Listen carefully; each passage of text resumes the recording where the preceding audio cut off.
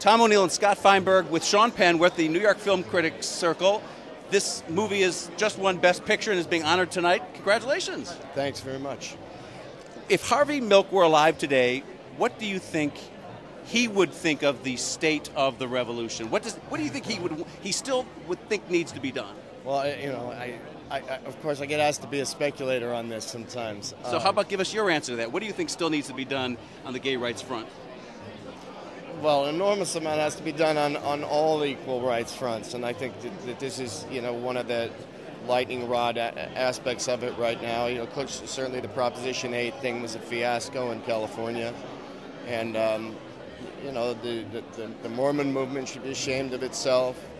The black constituency that supported Prop 8 should be ashamed of itself. It was just, I think it's just falling short of evolution, the whole decision making. Well, first, it's an honor to have you here. Thank you. And my question is related to that in the sense that Gus Van Sant was recently interviewed and said that he feels in a way Harvey Milk might have wanted this movie to come out before the election because it could have swung things, perhaps, in Prop 8. Do you feel that it can do more good because Prop 8 has gone down and people are now energized and mobilized? They realize what's been taken away from them, maybe they'll fight harder? Or do you think it would have been more effective if it had come out prior to the election day? It's very hard to know that. I think in either case, freedom becomes kind of an inevitable thing, and it will happen. Whether or not the film could have affected that, anybody's guess. Just a follow-up, if that's all right. It draws inevitable comparisons. I wouldn't say this, but people, you say it's a movie about gay rights. The question of Brokeback Mountain comes up, and that was just 3 years ago when that film swept every precursor en route to the Oscars, and was then upset that there were people that reacted very angrily to that. Understandably, they said, why would that happen when every indicator was that it should have won?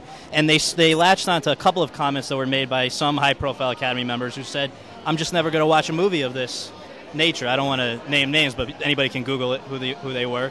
Do you have any concern, or do you believe, as a member of the Academy, that there is homophobia prevalent, even in the supposedly liberal ranks of Hollywood and the Academy? Or is that the group that would, you would think that would be the group that might support? I think it exists in all groups. I'm not, as it turns out, a member of the Academy actually,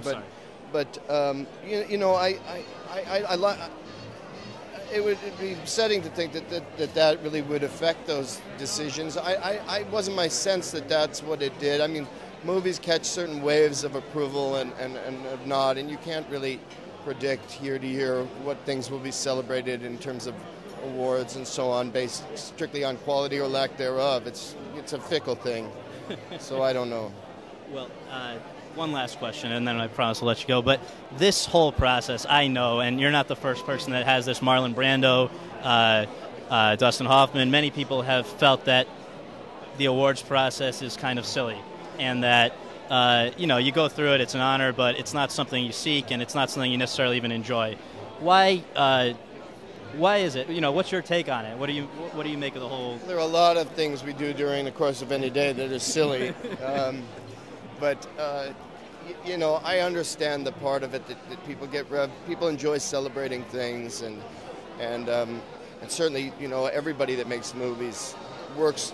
The worst movies, even, people work very hard to make them. They invest a lot of their time and life in these things, and long schedules and all of that. So there's, when they're rewarded, of course, and we all know that, these awards do bring more attention to the film and all of that sort of thing. So you can choose to either, get a kick out of it or not, and each personality has its own comfort level with their own involvement in it. Well, thank you. It's an honor to have you. Thanks very much. A lot. Thanks a lot.